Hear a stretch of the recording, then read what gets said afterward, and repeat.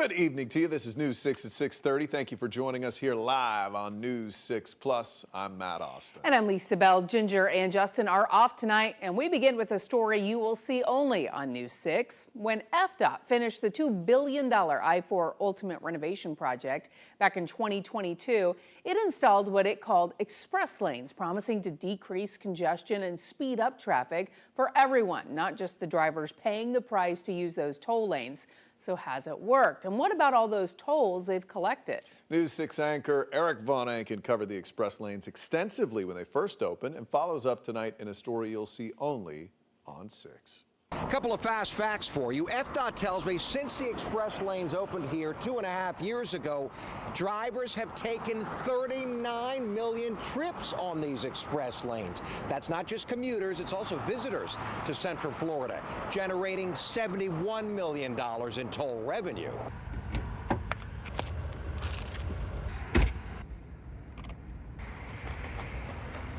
But remember, FDOT promised these express lanes would benefit everybody.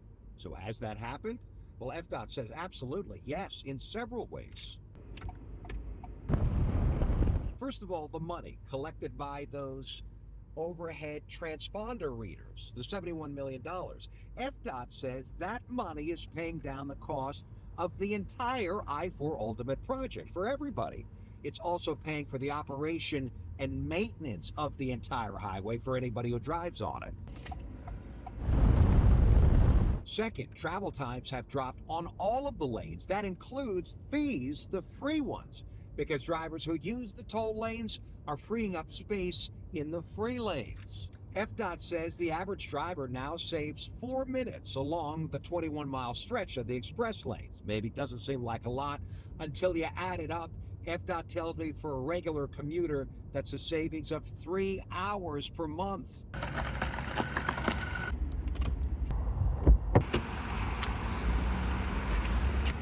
And third, more lanes means more space for drivers. FDOT tells me crashes on all of I-4 have dropped by 42%, and lane blockage has decreased by 63%. And if you're wondering when FDOT is finally going to raise the price of the express lanes, we asked about that too for you. So still, you can see it's 50 cents per segment.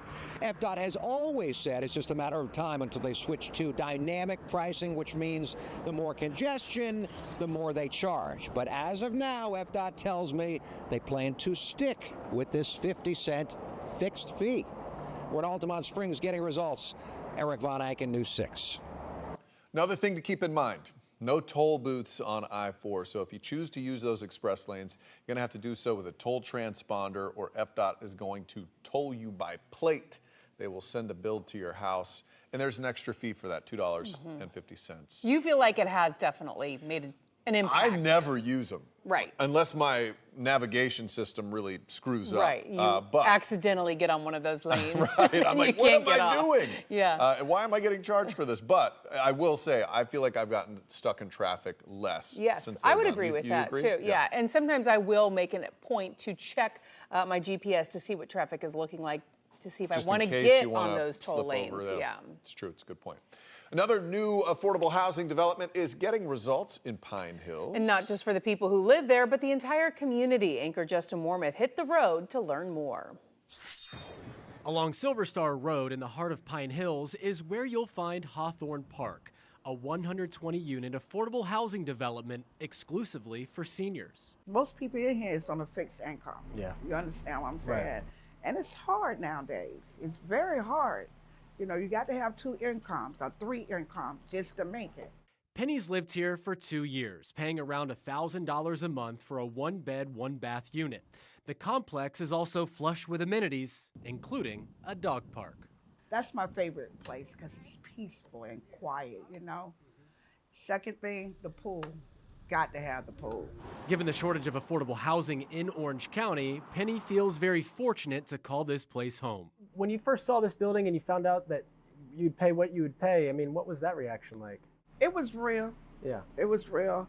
Unfortunately, for a lot of people, the alternative is Homeless. nowhere. Yeah. Homeless. Right. That's why we got so many people out there homeless. Former Orange County Commissioner Victoria Siplin now works for Windover Housing Partners, the affordable housing developer behind Hawthorne Park. Affordable housing is so needed in all of our communities. And the numbers don't lie. According to a report from the National Low Income Housing Coalition, Metro Orlando has the fourth highest deficit of affordable housing in the United States, with only 18 affordable units available for every 100 extremely low-income renters. They are severely cost burdened. And people say, well, what do you mean by severely cost burdened? That means that these residents pay more than 50% of their income towards rent and utilities. And you can't live like that. You cannot. But Hawthorne Park isn't just getting results for the people who live there and their wallets. Since it opened in 2022, the sheriff's office says the surrounding community has actually become safer. Crime has reduced 36%, and the calls for service have decreased 14%. It speaks volumes to the stereotype, what people think when you say, oh, affordable housing is coming to my community. I believe that. It used to be called Crime Hills. I can't say that no more. Crime Hills have actually changed for the better. Do you think enough people know that? They need to. In Pine Hills, Justin Mormouth getting results, News 6. To see affordable housing bringing down crime, that is a big deal. News 6 hitting the road again. This time we're bringing our live newscast to Pine Hills, including stories about the community's history, service, and staples that make it unique to Central Florida. It's happening tomorrow at the Walt Disney World Boys and Girls Club from 4 to 7 p.m. Our News 6 team will be out front, so stop by. We'd love to say hi to you tomorrow. Today, a beautiful tribute to our nation's veterans, doubling as an educational experience for some of our youngest Floridians. News 6 was at Lake Island Preparatory School's Veterans Day ceremony today in Orlando. It included some powerful speeches and patriotic performances, all put on by students in 1st through 12th grades. We really appreciate what they did for us because I feel like students never really understand what they went through because we weren't really alive at that time. But by doing this, I hope that they know that we really do appreciate them in every way possible. Veterans from all across Central Florida were invited and celebrated. Lake Island Prep puts on this event every year.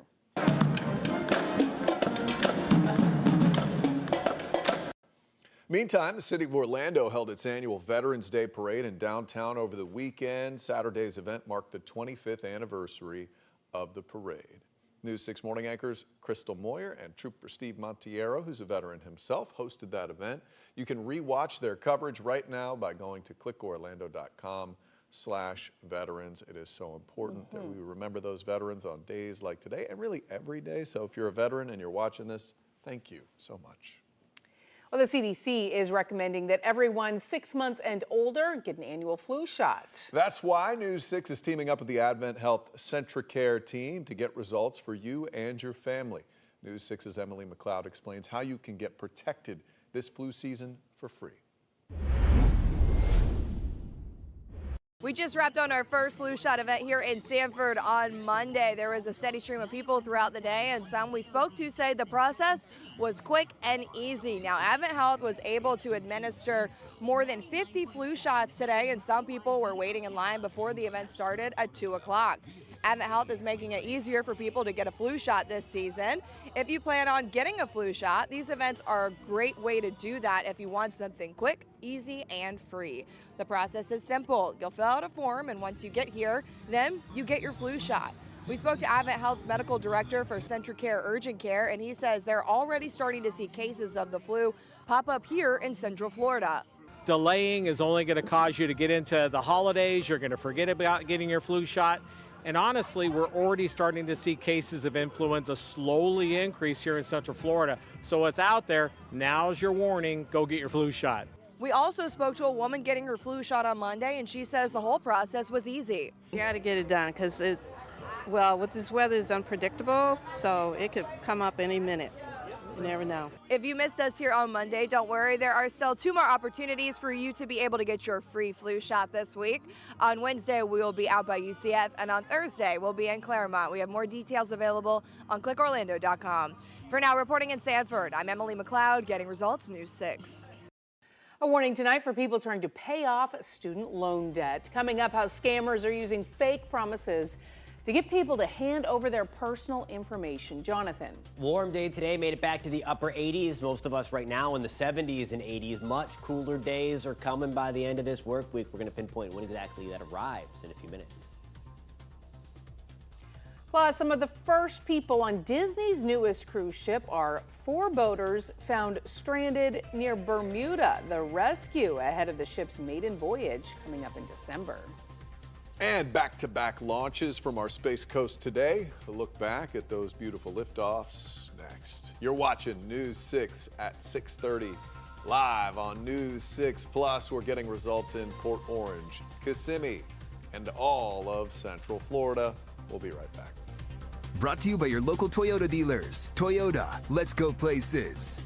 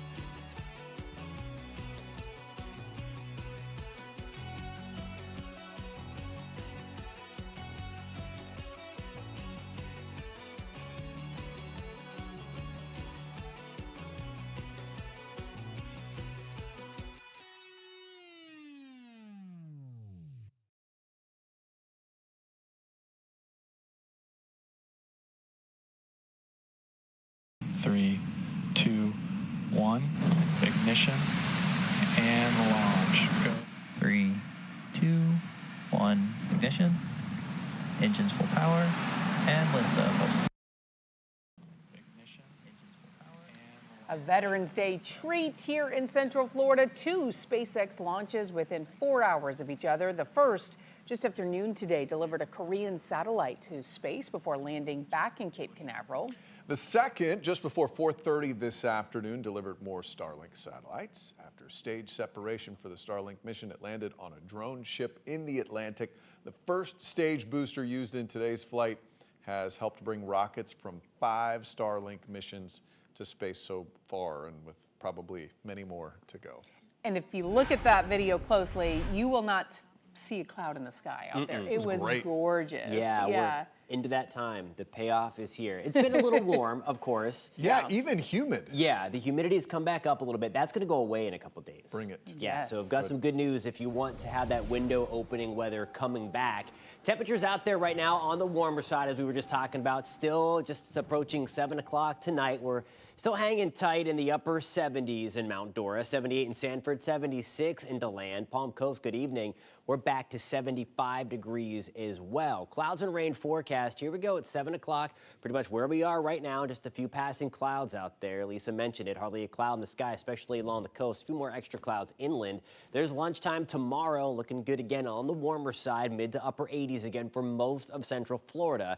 Then as we get into the evening, kind of the same deal. We're going to have a few of those clouds trying to pinwheel back on shore as we keep that gusty breeze off of the Atlantic. As we move towards Wednesday morning, more of the same. Things start to change a little bit come Thursday. For that, here's a look at your pinpoint accurate forecast. Your forecast is sponsored by Florida Lottery.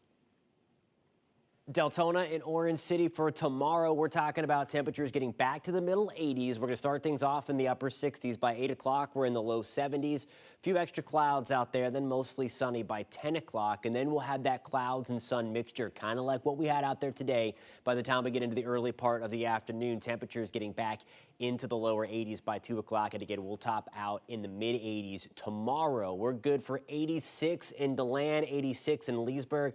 Claremont, good evening. We're back to 86. That's same for us in the Mineola, into Leesburg, Kissimmee, and St. Cloud, Poinciana, Celebration. We're hanging tight into the middle 80s again tomorrow. This is when the big time change comes. Follow this yellow line right here. That's going to be our average line. As of today, we're at 79. That drops a little bit, but look at our actual temperatures on the bars here. From the mid to upper 80s through Thursday. We'll top out in the upper 70s on Friday as cooler air spills in behind a big cold front that arrives on Thursday night. By Saturday, we're going to be back to the mid 70s and then a little bit warmer on Sunday, but then we're going to hover right around 80 degrees on Monday. So some bigger changes coming down the pipeline. What is unfortunately staying the same is the extremely active end to hurricane season. This blob right now hanging around the Dominican Republic and into parts of Haiti. That's what we're watching for potential tropical development. You see this orange blob here. If it's going to develop, and it unfortunately likely will, that's going to be the area that we are going to be watching for that through the next 7 days. Now, beyond that, that's where there's going to be uncertainty. We talked about this with the last couple of these late October or November storms. We start to get the jet stream much more active, and that helps to really add a little more uncertainty because you have to make sure that everything matches up right. Hopefully we steer the thing out of here. But there's 5, 6 o'clock on your Saturday. So this is the weekend. The brighter the colors, the higher the probability that the model thinks that we are going to see tropical development. And this is why we have some uncertainty. So there is next Tuesday now. So a week from tomorrow, you see some probabilities shooting right out through the Atlantic, and then some working their way curving up into the Gulf of Mexico. The reason for that is because of the dip in the jet stream. There's one that if it forms fast, it's going to take a ride right on through the middle of the Atlantic. If it's slower, though, it's going to miss its initial ride out anyway. So we're hoping for the first solution, but still a lot of time to watch that one. Mid-80s on Wednesday. Cold front comes through Thursday, 20% shot for a few showers with that front. And then window opening weather and that crisp air returns, guys. Oh, looks really amazing, nice. Jonathan. Yeah. Thank you. Well, 2 years ago, President Biden announced a 3-part plan to cancel thousands of dollars in student debt for low to middle income borrowers. But since then, the effort has faced several obstacles, leaving student borrowers confused and uncertain. And it turns out that confusion has opened the door for scammers. Investigator Louis Bolden has this week's schemes and ripoffs alert. Hi, this is Kathy. There are many scams disguised as help for student loan forgiveness. Suspension of student loan repayment ends soon. Scammers are reaching out by phone, letters, and emails. So scams in general are very widespread. Danny Jenkins is an IT cybersecurity expert with ThreatLocker. So things like student loans, tax returns, lots of people are doing it, so it's much easier to trick someone. Because if you don't need to trick everyone, you just need to trick 1 in 100 people you speak to. Jenkins says scammers are often after your personal information time and your money. You must call now. First, the Department of Education says it will never use urgent wording, and there is no cost to participate in the loan forgiveness program. So anyone asking for a processing fee is a scammer. Hackers are using all these different special text features called Unicode, HTML formatting. Jeremy Fuchs with Checkpoint says hackers have found a way to get around email security that would typically send them to spam. He says in the last couple of weeks, Checkpoint has caught 7,500 phishing emails targeting student loan holders. So to be a cautious consumer, look out for pressure points, statements that create urgency for a quick decision. And be skeptical of anyone asking for your loan information or programs asking for upfront fees. Remember, don't fall for the scheme, don't get ripped off. But if you do, email me at lbolden@wkmg.com. Getting results, I'm Louis Bolden, News 6. Yeah, I used to feel like my spam folder caught a lot of stuff, and now all of a sudden, just everything. They know how to get around it. Yeah, they've figured out the code to that. Well, the cast of characters of a brand new Disney cruise ship are heroes already to 4 people on a sinking catamaran. So the Coast Guard video in the middle of the ocean shows a lifeboat from the Disney Treasure saving those boaters yesterday. Now, the Treasure is almost to Port Canaveral ahead of its maiden sailing with passengers. News 6's James Sparvero tells us new ships are a big reason why more people are cruising than ever before. More than 7.5 million people took a cruise at Port Canaveral in the last year. And in the coming weeks, they'll have even more options, like the heroic Disney Treasure, which will be Disney's newest ship here since the Wish in 2022.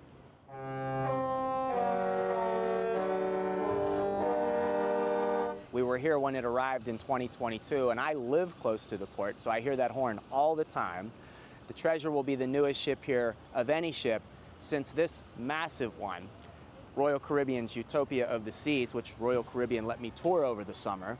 Utopia is the largest ship of any at Port Canaveral until Royal Caribbean's newest ship gets here, the Star of the Seas, next August. But even before Star of the Seas or the Disney Treasure, Princess Cruises will make its debut here at Port Canaveral. That's happening the day before Thanksgiving. All in all, the port CEO, Captain John Murray, says records are likely to be broken again in the coming years. Here he was at the last commission meeting. A lot going on with our cruise partners right now. We're going to be very busy over the next few years. All right, and about staying busy, I found Miss Debbie, if you can read her t-shirt, retired. She's going on a cruise to celebrate her retirement in just a couple of weeks, huh? Yep, on the 23rd. Very exciting. On the Norwegian Epic.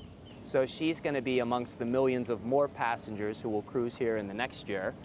Debbie, you're here right out of Merritt Island. What do you love so much about Port Canaveral? Oh, the ships. We used to go to Jetty Park all the time on like Sundays or Saturdays when they were leaving, you know, just to watch them go out.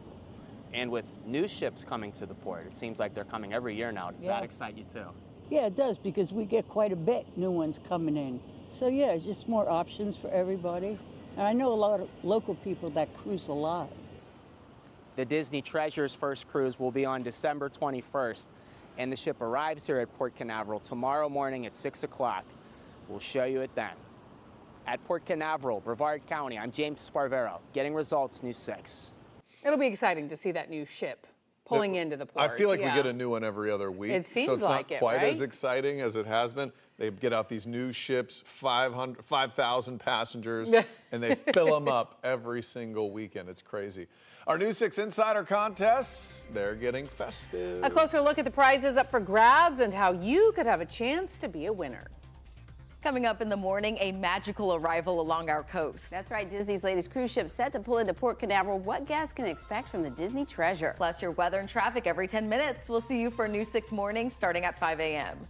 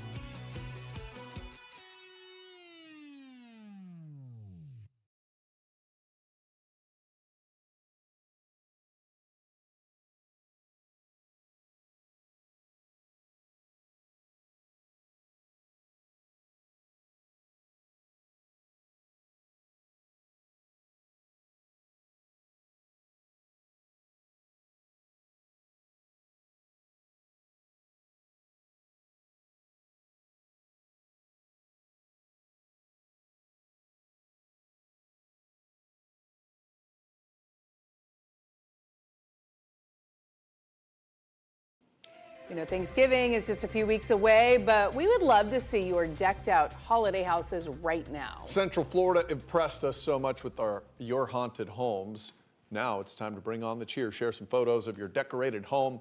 You could be featured right here on News 6 starting this week. We'll showcase a home every Friday leading up to the new year. We'll also share the story behind the design.